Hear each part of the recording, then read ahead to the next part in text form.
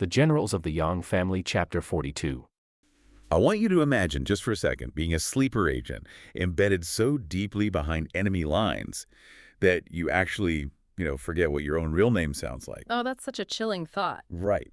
And we are not talking about a quick, 3-week covert op here. No, definitely not. We're not talking about a 6-month deployment either. Imagine being embedded for 18 years. Wow, 18 years, that's an entire lifetime. Exactly. 2 decades of eating their food, wearing their clothes, adopting their customs, and even marrying into their royal family. Yeah, you're literally building an entire alternate reality for yourself. You really are. And you're doing all this while waiting for one specific, vanishingly narrow window of opportunity to bring down an empire from the inside out. It requires a level of psychological compartmentalization that most human beings just simply do not possess. I can't even fathom it. Right. I mean, you wake up every single morning knowing that one misspoken word or, one nostalgic sigh for your homeland or even just one slip of the tongue in your sleep means instant execution. That is so stressful. You aren't just playing a role at that point. You really have to become the mask. And today, we are taking you into the exact moment that this 18-year lie finally detonates. It's an explosive moment. It really is a masterclass in espionage. Yeah. We're going to look at the devastating power of confirmation bias and, well, the sheer brutal mechanics of military strategy. Yeah, it's a fascinating case study. So we're examining a specific, incredibly detailed account from Chapter 42 of the classical Chinese text, Generals of the Yang Family. Such a dense text. It is. And if you are unfamiliar with the broader context, this is an action-packed chronicle of the endless, bloody border wars between the Song Dynasty and the Liao Empire. Right. Today, we are zooming in on the absolute climax of this conflict, which is the fall of the Liao capital, Yuzhou. But, we really want to look past just the surface-level battle descriptions here to deconstruct the anatomy of a perfect systemic collapse. I love that. We want to figure out how desperation completely blinds leadership. Like, why do intelligent people eagerly open the gates to a Trojan horse? Right. Why would they do that? And maybe most importantly, what is the actual human cost of living a double life when the bill finally comes due? So to put you, the listener, right in the middle of the action, the Song Dynasty forces, led by the famously loyal Yang family, have just scored a massive victory against the Liao forces. A huge turning point. Right. The Liao Empire is totally reeling. And we kick off the text right in the middle of the absolute carnage. The battle is literally raging outside the city. It is. Yang Lulang Zhurong, he's the 6th son of the Yang family, is just tearing through the enemy vanguard. He kills the enemy general Zhang Meng in literally a handful of weapon clashes. The adrenaline has got to be completely maxed out for him. Oh, totally. His forces have broken the enemy line, the Liao troops are routing, and Lulang's natural instinct is to unleash his cavalry, chase them down, and wipe them off the map. Which, if we look at the mechanics of ancient warfare, is exactly when the vast majority of casualties happen. Really? Not during the main fighting? No, battles are rarely bloodbaths, while two shield walls are just pushing against each other. The true slaughter happens the moment one side breaks and turns their backs to run. Oh, wow. Yeah, because that is when a disciplined army turns into a panicked mob. So for a commander like Lu Lang, calling off a pursuit in that exact moment is almost physically painful. Because it goes against every martial instinct he has. Exactly. But someone actually rides out to intercept him, and this is where the web of espionage reveals itself. The man who rides out is named Mu Yi. Right, Mu. But Mu Yi is secretly Yang Silang, the 4th son of the Yang family. This is our sleeper agent. He rides out into this chaotic, blood-soaked field, intercepts his brother, and just forces a massive strategic pivot. Just stops him in his tracks. He basically tells Lu Ling to shut down the pursuit immediately. He says, forget the routing army. You have to turn your forces around and go rescue 10 Song court officials who are currently trapped in a nearby valley. Okay, wait, hold on. I need to make sure I'm picturing this right. Sure, go ahead. You have thousands of enemy troops on the run. The victory is right there. And this sleeper agent steps in and says, let them go. Save the bureaucrats instead. Yep, that's exactly what happened. That requires an absurd level of discipline from Lu Lang to actually listen to that advice. Mm. Why are these 10 officials so valuable that they are worth sacrificing a total military victory?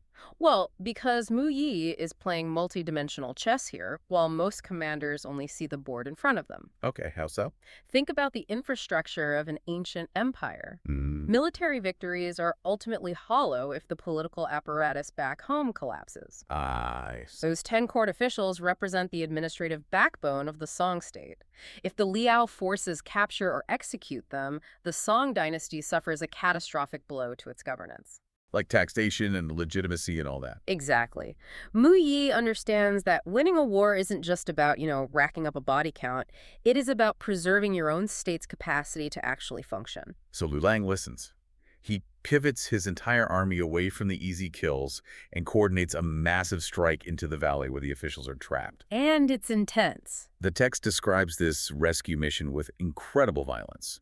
The Song generals, Yu Sheng, Zhao Zan, Meng Liang, they just crash into the valley. Yeah, Meng Liang actually rides in and literally cleaves an enemy commander in half with an axe. It's so brutal. And the remaining Liao commander in the valley hears that the main army has been routed, completely panics, abandons the siege on the officials, and flees. And that successful rescue operation triggers a localized slaughter that spirals into one of the most devastating defeats in the entire text. It really does. By trapping the remaining Liao alliance forces in that valley, the Song army inflicts a staggering 120,000 casualties. We really have to pause on that number for a second. 120,000 dead. It's almost unimaginable. The imagery in the source material is deeply haunting. It describes broken halberds drying under the sun and corpses lying so thickly that horses cannot step without treading on them. And blood literally altering the flow of the local river. Right. It even mentions that travelers for generations afterward would refuse to speak of that desolate valley. Put yourself in the shoes of the Liao civilian population for a moment. In an agrarian, ancient society, losing 120,000 men in a single afternoon is an apocalyptic event. Yeah, that's a generation wiped out. Exactly. We are talking about farmers, blacksmiths, fathers, sons, just wiped off the demographic map. Villages would be left with no one to harvest the crops. It's total devastation. It is the kind of sudden, profound trauma that completely breaks the psychological spine of a nation. But, the brutality doesn't end when the fighting stops. And this is where I really struggle with Lu Lang's decision-making. Oh, the execution order. Yes. After they secure the valley, he gathers his forces, looks at the tens of thousands of Liao prisoners of war they just captured, and issues an order to execute all of them. Every single one. Mass beheadings. Now, I understand this is ancient warfare, but tactically, isn't that a massive blunder? How do you mean? Well, if you execute your prisoners, doesn't that just guarantee that every single soldier remaining inside the capital city of Yuzhou will fight to the absolute bitter death? Because you've just proven that surrender means getting your head chopped off. It is a phenomenal question, and it really cuts to the core of ancient siege logistics. Okay, lay it on me. On the surface, yeah, it seems counterproductive because you are hardening the enemy's resolve. But look at the brutal arithmetic Lu Lang is facing. Math of it. Right. He is an invading commander operating deep in hostile territory. He is about to lay siege to a massive fortified capital. How exactly is he supposed to feed tens of thousands of prisoners? He can't even feed his own men easily, let alone double the mouths to feed. Precisely the problem. He does not have the grain, the supply lines, or the manpower to spare guards for an angry, starving mob of POWs sitting right behind his own lines. That makes a dark kind of sense. If he keeps them alive, they will either starve to death slowly, or they will riot and attack his army from the rear while he is trying to breach the city walls. So it's a terrible necessity. Exactly. The execution, while horrifying to modern sensibilities, solves an immediate existential logistical crisis. And furthermore, it weaponizes terror. Weaponized terror. Yeah. By leaving a mountain of headless corpses outside the city, Lu Lang is sending a psychological shockwave over the walls of Yuzhou, designed to shatter the defenders' nerves before a single siege ladder is even raised. Wow. And that shockwave hits the city with the force of a hurricane. It absolutely does. With the valley painted in blood, the Song forces secure their perimeter, and the 8th prince of the Song dynasty arrives to take overall command of the siege. And Lu Lang tells him, "My brother is inside doing his thing. Let's put the pressure on." Which perfectly transitions our view from the muddy, blood-soaked camps of the Song army directly into the opulent, heavily guarded war room of the Liao Empress inside Yuzhou. It's such a stark contrast. Let's step inside the room as the news of the 120,000 casualties arrives. It is a textbook study in leadership paralysis. We enter the chamber, and Empress Xiao is just completely unraveling. Her flight response has been triggered. Totally. She looks at her generals and says, "We have to surrender immediately." Her primary motivation in that split second is purely emotional. Stop the bleeding, save whatever is left of the royal family, and end the terror. But her executive team is aggressively fragmented. Very much so. Her lead commander, Yelu Shij, pushes back immediately. He plays the role of, like, the purely logical CFO looking at a balance sheet. He's all about the numbers. Right. He tells her, victories and defeats are just the cost of doing business in a war. He points out that behind these massive walls, they have 10 years' worth of grain stockpiled. 10 years. That's a massive reserve. He argues they still have hundreds of thousands of elite troops garrisoned inside.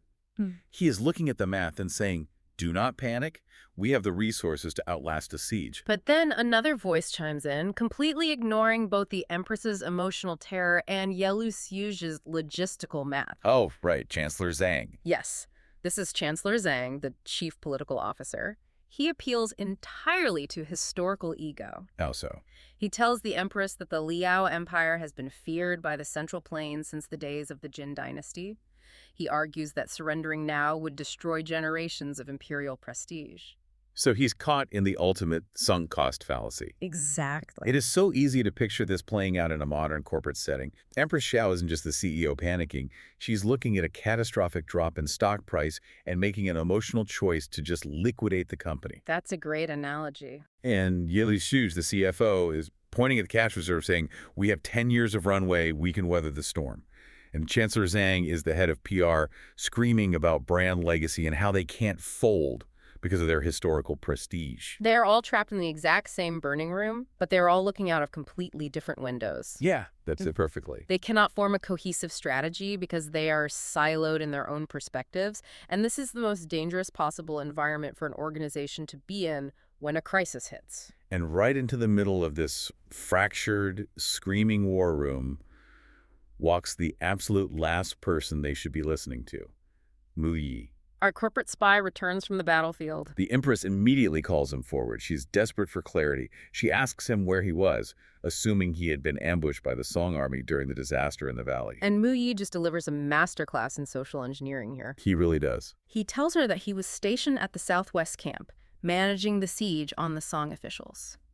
When the battle turned, he claims he personally fought off wave after wave of Song troops specifically to cover her retreat.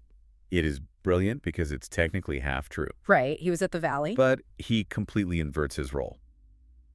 When the Empress asks him about the situation outside, he doesn't try to calm her down like Yelu Xu did. He leans directly into her darkest fears. Oh, he amplifies them. He tells her the Song momentum is unstoppable. He says they are surrounding the city so tightly that not a single drop of water could leak out. He stokes the CEO's panic to the absolute maximum. Because he realizes that if he agrees with the CFO and the PR guy, the Empress might actually calm down and form a rational defense plan. Right, and he can't have that. Exactly. By amplifying her terror, he isolates her from her own logical advisors. He makes himself the only person who validates her emotional state. That's so manipulative. And once she is completely terrified, he throws her a lifeline. He says, "Don't worry, my elite troops and I will personally hold the line and protect you." Wow. He is literally acquiring administrative privileges to the entire defense network while actively feeding a virus into the mainframe. That's exactly what he's doing. He takes control of the very troops he intends to destroy. And while the Liao leadership is tearing itself apart from the inside, a completely wild, unpredictable element arrives outside the walls in the Song camp. This changes everything. It fundamentally alters the entire physics of the siege. Let's introduce Chongyang Envy, the Chongyang girl. She is an incredibly striking figure in classical literature. She is the daughter of Lord Zhuang of Heidong, hailing from Taiwan, and everything about her introduction is designed to signal immense power. Even her name is loaded with meaning. She is named Chongyang Envy because she was born on the 9th day of the 9th lunar month. That is the double 9th festival. Which is culturally profound. Can you explain that a bit more? Sure. In traditional Chinese cosmology, odd numbers represent yang, which is masculine, active, bright, and martial energy. Okay. The 9th day of the 9th month is double yang, or Cheng Yang. It is the peak of active energy in the calendar. Oh, I see. So by naming her this, the text is telling the reader that she possesses an overwhelming concentration of martial prowess. She is a fierce warrior, fiercely independent, and she completely subverts the traditional expectations of women in these military sagas. And here's where the narrative gets a really fascinating romantic twist. She is actually betrothed to Yang Lulang. They were supposed to be married long ago. Yeah, but the constant warfare and political chaos of the era separated them.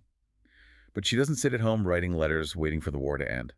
When she hears that Lulang is bogged down besieging the massive walls of Yuzhou, she marches an army of 10,000 troops to his camp to bail him out. Notice how she arrives, too. She does not arrive as a subordinate. Right. She does not arrive as a damsel requiring rescue or protection. She arrives as a peer, a military commander bringing a massive influx of fresh troops that the Song army desperately needs to crack the capital. When she arrives at the camp, she hears Lilang is inside the command tent. She sends a messenger in.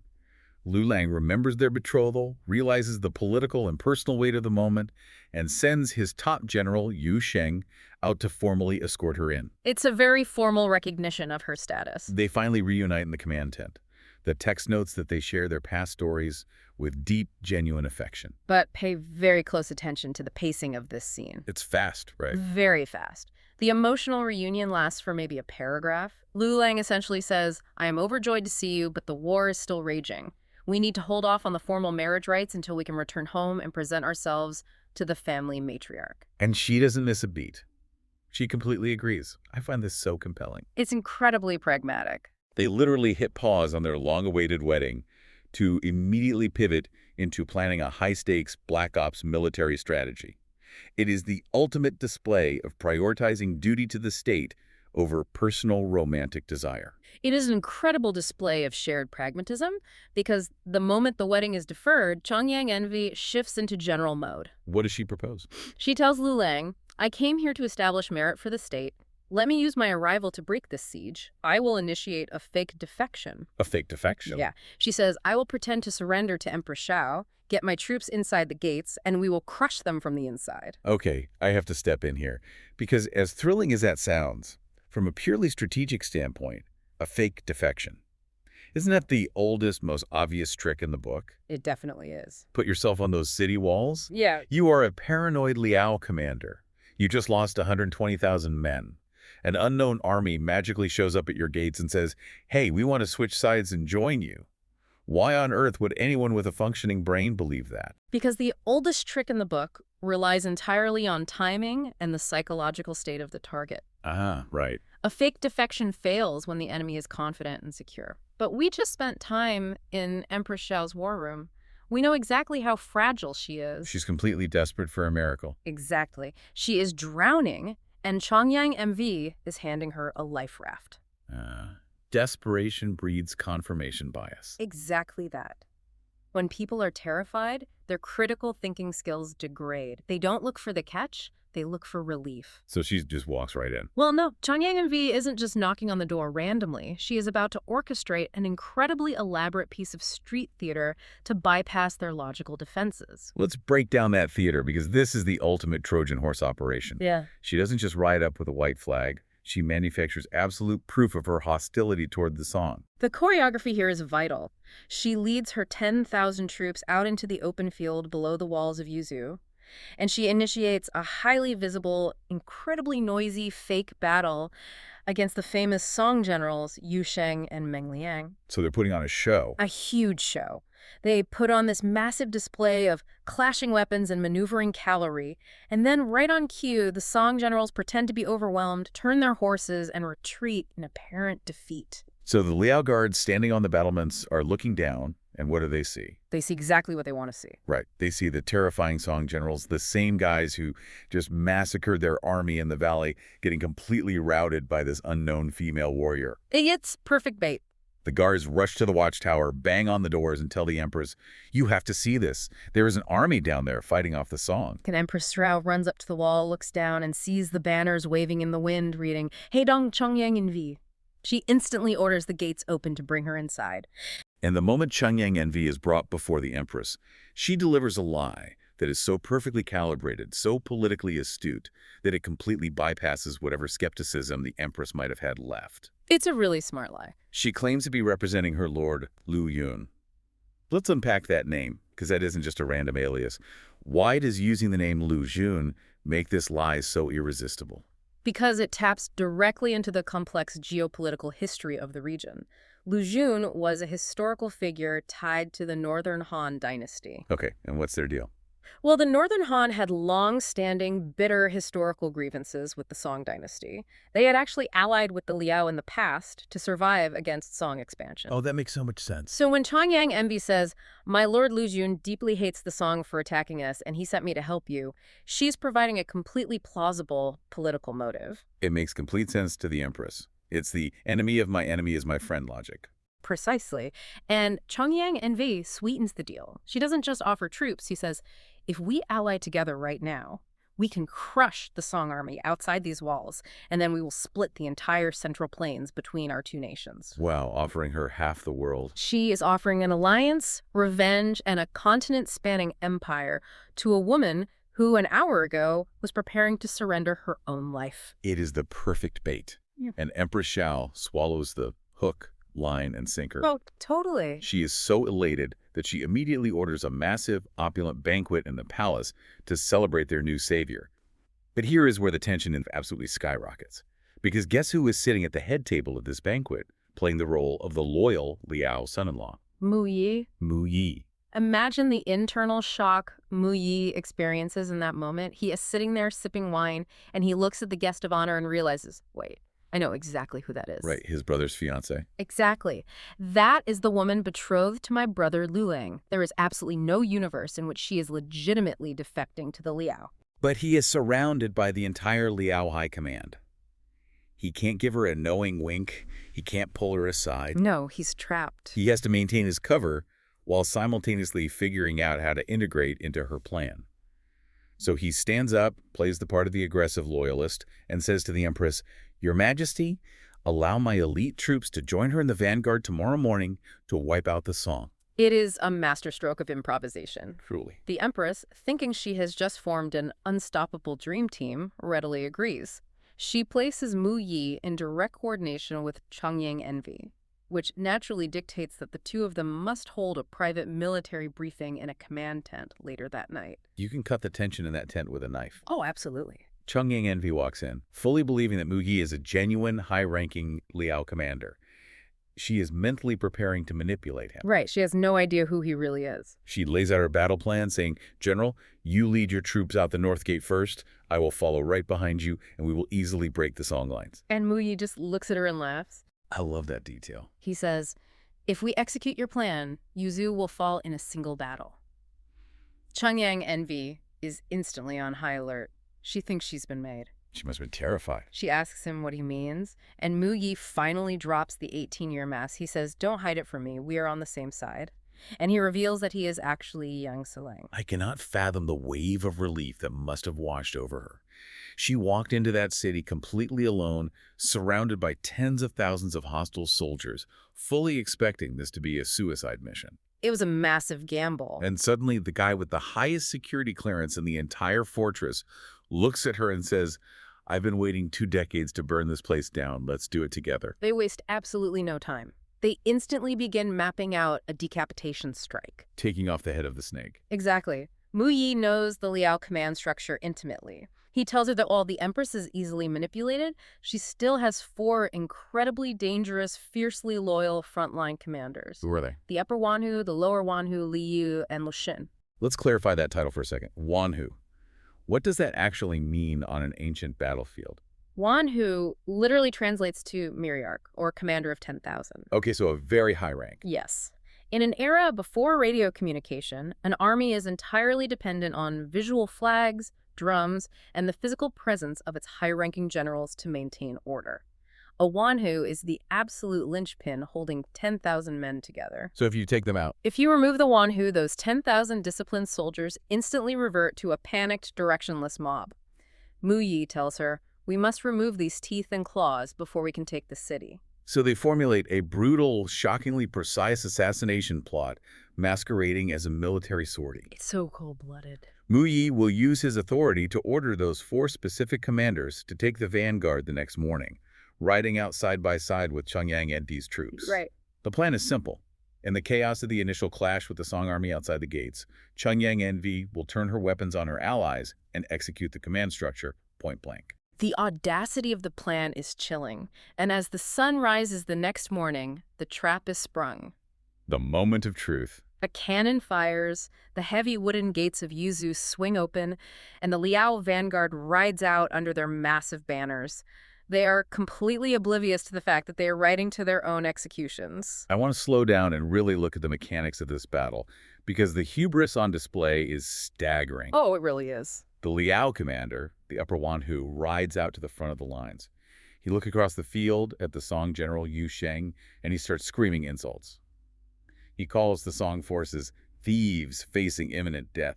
The dramatic irony is almost suffocating. He genuinely believes he possesses an overwhelming tactical advantage. He thinks he's got this in the bag. He has his veteran troops, and he thinks he has a massive allied force flanking him. He has absolutely no idea that the actual lethal threat isn't the army standing 100 yards in front of him. It is the ally riding mere inches behind his back. Upper Wanhu spurs his horse and charges at Yu Sheng. They clash weapons. Almost immediately, the other Liao generals, Lower Wanhu, Li Yi, and Li Shen, rush forward to gang up on Yu Sheng. Which is exactly what the Song forces were waiting for. Yu Sheng pretends he is overwhelmed. He parries a few blows, turns his horse around, and feigns a panicked retreat. The Liao generals take the bait. They spur their horses to chase him down, convinced they have won the opening skirmish. And in that exact second, the grand deception drops. Chungyang Envi kicks her horse into a sprint, riding right up behind the pursuing Liao generals. She yells for them to stop. And they turn their heads, completely confused. And before their brains can even process the betrayal, she brings her blade down in a massive arc and literally hacks Li Jin right off his horse. The physical mechanics of a cavalry backstab like this require an unimaginable level of misplaced trust. I mean, to get that close. For her to be close enough to strike down a commander at a full gallop means the Liao generals had completely let down their guard. They weren't watching their flanks, they were focused entirely forward. The moment Li Shen's body hits the dirt, total paralysis grips the remaining Liao generals. Li Yi is stunned. He pulls back on his reins, his mind completely locking up as he tries to compute why his ally just murdered his friend. And in that split second of hesitation, the Song general Yu Sheng whips his horse around, charges back into the fray, and cuts Li Yi in half. The command structure disintegrates in a matter of seconds. Meng Liang and Zhao Zan rush out of the Song camp with the main infantry force.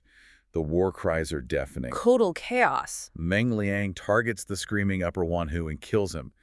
The Lower Wanhu is thrown from his horse and is literally trampled into the mud by the chaotic, panicking cavalry of his own routing army. Within minutes, the leadership of the Liao vanguard is entirely erased.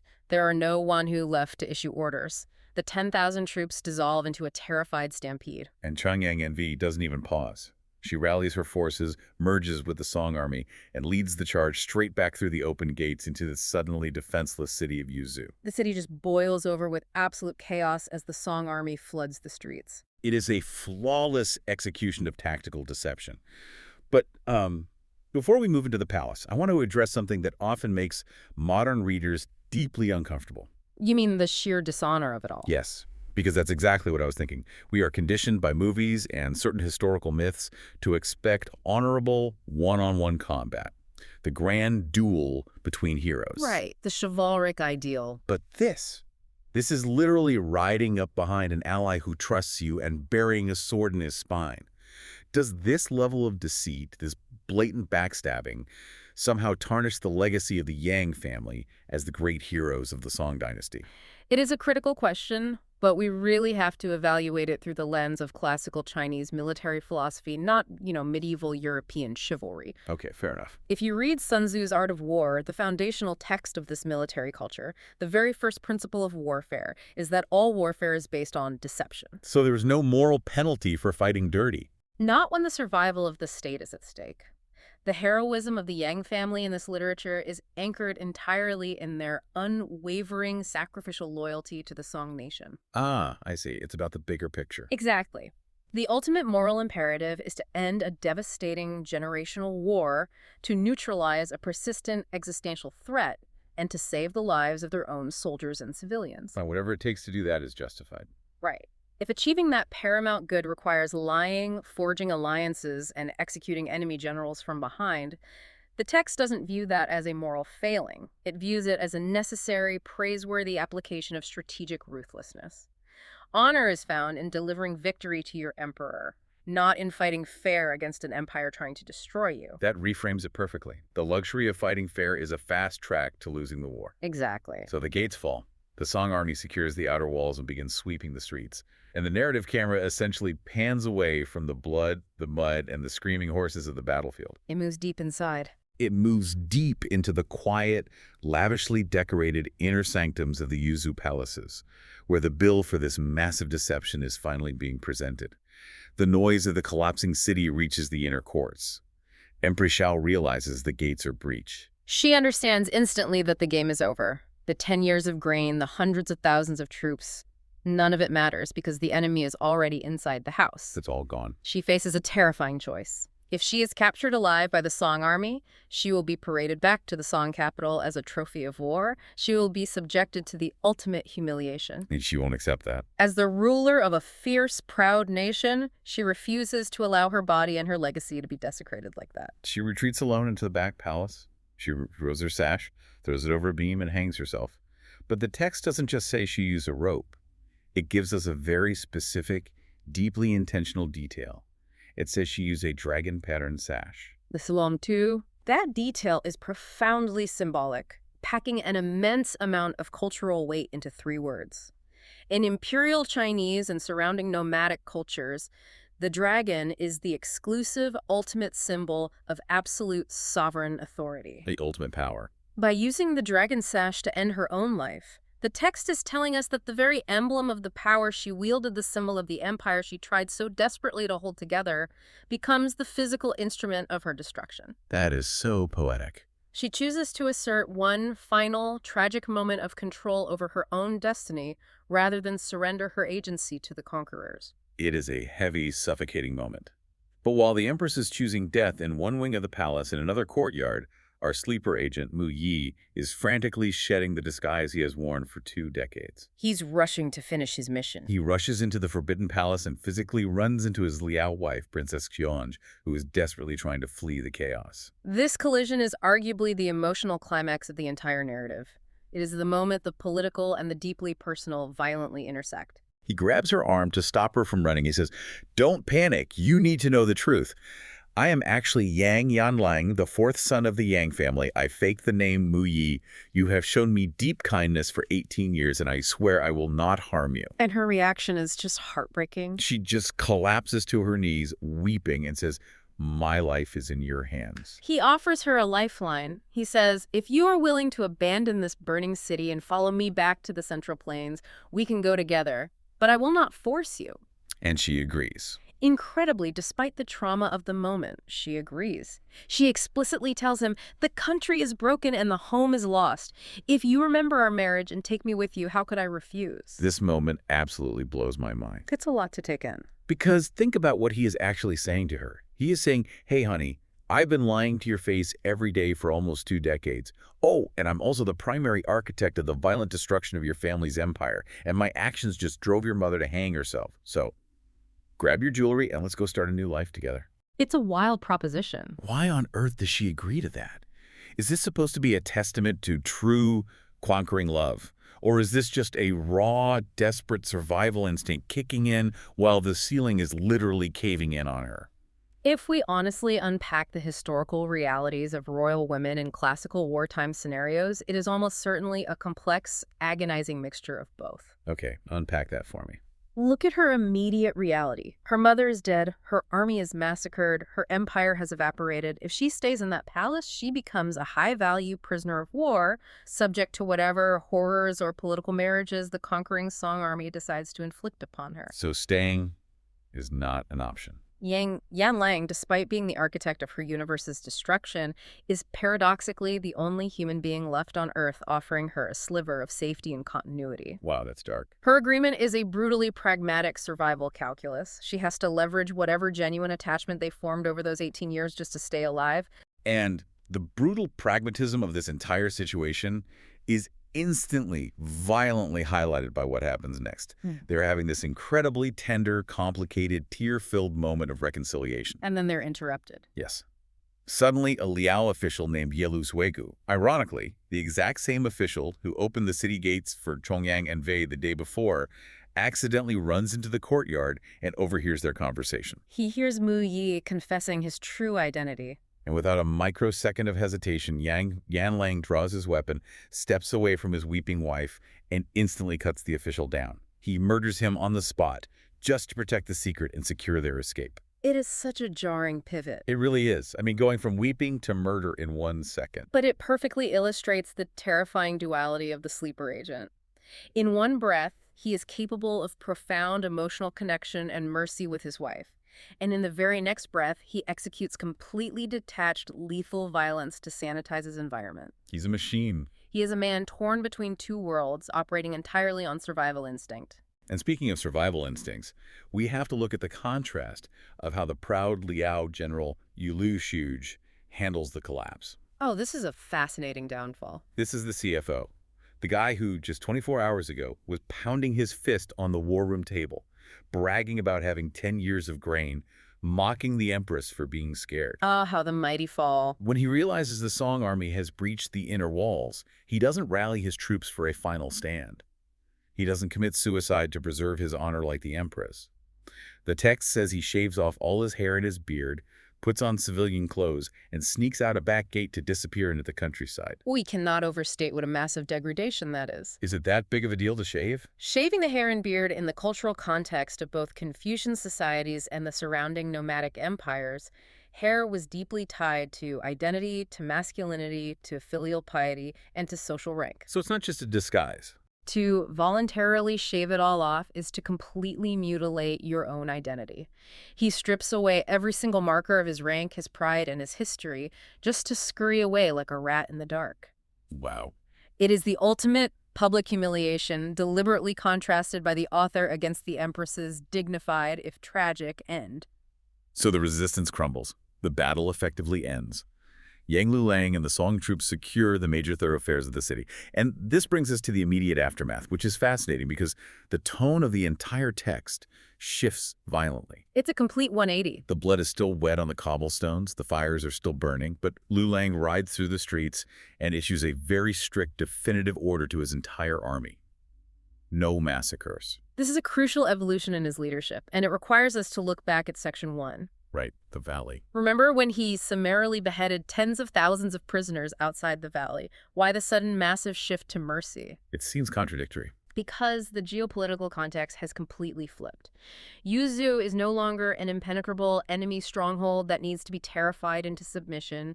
The walls have fallen. It is now conquered territory. It is their city now. All right, you don't burn down your own house and you don't slaughter your new tax base. Exactly that. It is the immediate, necessary pivot from being a conqueror to being a governor.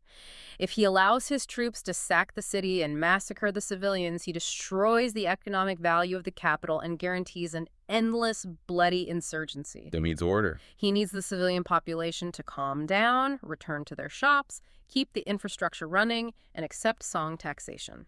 The 8th prince of the Song dynasty then officially enters the pacified city to establish administrative control.